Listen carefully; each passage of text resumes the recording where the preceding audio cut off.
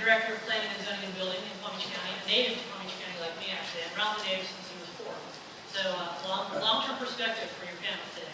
Pat Rutter is the Executive Director, as I mentioned, of Palm Beach County's Planning, Zoning and Building Department for 1 week, so very fresh perspective.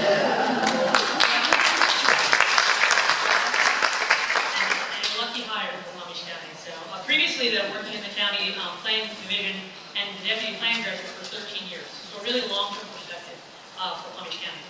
Previous to working in Palm Beach County, he worked for Calvin Giordano and Associates, who were the contract planners for the city of Weston. He was also the Director of Growth Management for Weston and was in the city of Pembroke Pines for 3 years. So a varied perspective on different types of conditions. Patrick, that's all yours. Good morning. And thank you, Ken. Thank you all for having me this morning. Great panel, great to work with, and very interesting things to hear so far. Just a couple things. Ken mentioned, yes, 1 week into the job and learning something new about every hour or so, maybe. I think it's eye-opening. That perspective, I take a step back even. We all work in different places, come from different perspectives, live in different locations. I think you take a lot of that with you wherever you are in the job you're currently in. So I did over 10 years down in Western Broward County, go-go days. I was in Pembroke Pines when we were crazy busy. Then moved to a city where we started from scratch. We opened the doors with them, wrote their comprehensive plan from scratch, wrote a code from scratch, created every process, how you do permitting, etc. Everything from zero. So you move forward. I'm in a new job. You remember these perspectives, you think of these things, and then apply it to where we are now. So as we talk about the county, I come from a city background. Most of you, us, are city background folks. Take a step back and think about Palm Beach County, unincorporated Palm Beach County. Show you information in a second on acreage. Population-wise, we constitute somewhere about half or so of our county's population. We're a city of 600,000 people. That's what we deal with on a regulatory perspective. Raphael's perspective is great on dealing with downtown areas, the challenges you face, opportunities that exist. We'll run the range. We don't have downtown per se. We have a urban redevelopment area. We face redevelopment issues. We take it all the way west though. We go out to the glades, agricultural issues, other policy issues. We see it all from A to Z. One of the things that struck me when I came to the county, again from the city background, there's one department. It could be the growth management department, the planning department, things like that. We are big enough, we have different divisions. We have to split zoning and planning and code enforcement and others. A lot of places, you're all under one roof. We have so much activity, so much business, so much we cover. That has to broaden that perspective. So, quick look on the map. That's what we're dealing with. Everything in white is unincorporated Palm Beach County. The shaded gray are municipalities. And there's an east and a west, and when I say west, I'm talking about the Glades region. You can pick up Pahokee to the South Bay and Belglade and Gray out there. But you can see what the landmass looks like. Yes, the overwhelming majority of it is EAA, ag areas, things of that sort, but we run a full range of development issues facing us. A little bit on permit activity. This track's incorporated versus unincorporated, and this is a chart that I don't think will surprise anybody, and you can probably see this with your eyes closed generally. Bubbles burst, hopefully good, solid, modest recovery. It's taking place and continuing. What you do see, follow that blue line from the bottom, go back to early 2000s. There was a big gap between unincorporated and incorporated in permitting activity. We've kind of caught up to the cities at this point, experiencing a boom of sorts on our own. And again, following these trends, hopefully we see good, nice, solid, modest recovery continue. Single family versus multifamily. Tracking again, go back to early 2000s, large delta between city, or between single and multi. You see how that gap is shrunk. We'll talk a little bit about what we see detached single family at unincorporated county, but obviously, and I don't think this is a shock to anybody, multifamily has ruled the day for last few years or so. And then existing conditions, we look at median household prices. Now, fair warning, I come from a housing background and workforce housing program in the county I'll talk about in a second. Is an issue of love and other things with me for a number of years now, so I tilt that way at times, but it does work its way into our market product in that we talk about our workforce being created, it's a function of the market. So when we look at home prices, again, you see a drop, that's not a shocker. What we always like to point out, though, follow the green, along the bottom, incomes flat. So we've seen bubbles, we've seen bursts, a lot more stuff on the way up, income doesn't move. A little bit then into our workforce program and how it fits in with the rest of the world. We created a workforce housing program, an inclusionary program in 2006. At that time, we were in that close to $400,000 median home sales price range. Obviously, it dropped. You follow the four colors on the right in the squared out column. Those are our price points that we established for our units.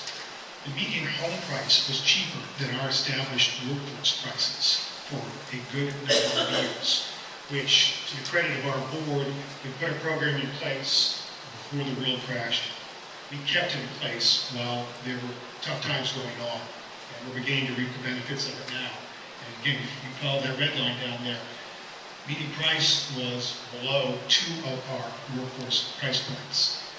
But again, we kept the program in place and we're seeing units come online now. And the rise is understood. Everybody's seen it, and we're getting close to approaching points that we saw 10 years ago. A little bit on numbers. So county total wide acres, 1.2 million. This is touching on what I started with to a degree here. A little bit over 1 million of the overall county acres is unincorporated. So working our acreage requirements. 800,000 of that is in the Glades Rural Service area. So generally what you might consider outside, go west of 20 Mile Bend area. 130,000 acres in our urban-suburban tier in unincorporated Palm Beach County. So that's generally our developable, urbanly designed areas. 90,000 acres in unincorporated county has a residential flu, which is land use category. There are almost 15,000 unbuilt acres with a residential flu in the urban-suburban tier. So that would include the red area out in the Glades, and then follow the red line unincorporated on the eastern portion of the county. Last couple numbers then, as we really drill this down, there are 10,500 acres unbuilt residential flu in the Glades region.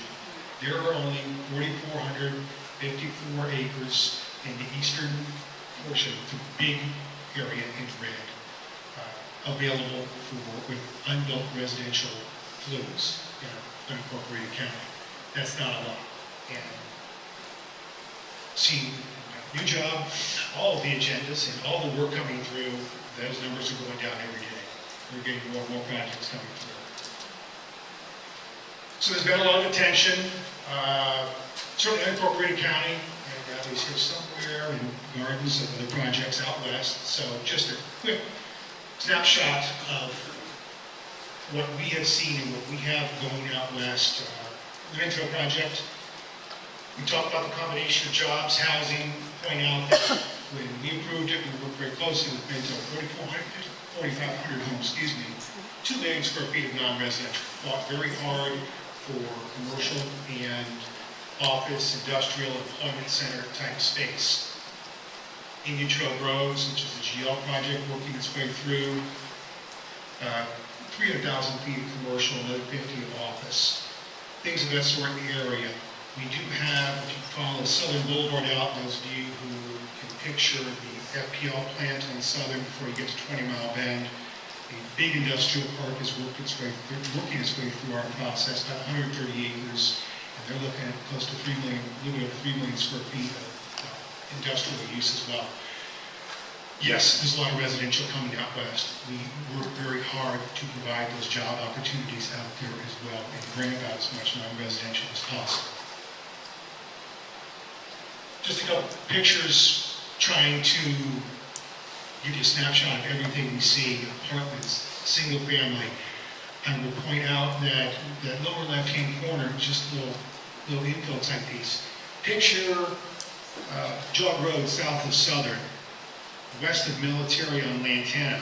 We deal with, this may be one of our bigger challenges, areas in well-established communities, 15, 20, 25-acre parcels that have been passed over a number of times. Those are back now. Those are in for residential developments. 30, 40, 50, 60 units. They're not big, but there are neighbors where there's involvement. That is a big challenge, working with long-standing communities, having difficulties understanding. I built on half-acre lots. Everyone around me is on half-acre lots. Explain to them how it's okay for a project to come through and do 6,000-foot lots in an area. Explaining the difference between land use categories and zoning and what it means and why they're there and how it works. It's very understandable that neighbors have these questions, concerns. It takes a big step back to try and explain it to them. You got the same rights, you have the same land use categories. Theoretically, they can get themselves to the same spots. It's tough, though, to tell that someone who's lived there for 20, 30 years. So that's a big challenge that we're facing right now. And last but not least, just a shameless plug for our workforce housing program. We actually want to work for Urban Land Institute. I pulled a picture up more so to point out this is a apartment project on 441 south of Lake Worth Road. Bolter built it and has since sold it. Land use on that was LR3, I believe. So as we have a little discussion about density, land use in and of itself, LR3 for apartments, how the heck could you ever get there? That makes no sense at all.